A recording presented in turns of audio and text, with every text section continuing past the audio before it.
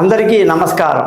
సంపూర్ణమైన ఆరోగ్యం కొరకు నేను చెప్పినటువంటి ఆనంద యోగా సెంటర్లోకి ఎందుకు జాయిన్ అవ్వాలి అంటే ముఖ్యంగా ఆహార నియమాలు కూడా యోగాసనంలో అత్యంత ముఖ్యమైన పాత్ర వహిస్తుంది. ఈరోజు ఎంతోమంది యోగా మాస్టర్లు ఉన్నారు, యోగాసనాలు నేర్పిస్తామంటారు. కానీ వాళ్ళ దగ్గర ఉన్న పెద్ద వీక్నెస్ ఏంటంటే వాళ్ళ జీవితంలో వాళ్ళు తినే నాన్ వెజిటేరియన్ని ఎప్పుడు మానలేరు. ఇంకా నాకు తెలిసినటువంటి ఎంతోమంది యోగా మాస్టర్లు కూడా అనేక అలవాట్లు, డ్రింక్స్ కానీ పద్ధతులు కూడా ఎన్నో ఉంటాయి. ఏమన్నా మాట్లాడితే దానికదే దీనికి ఇదే అంటారు. కానీ అది చాలా చాలా తప్పండి.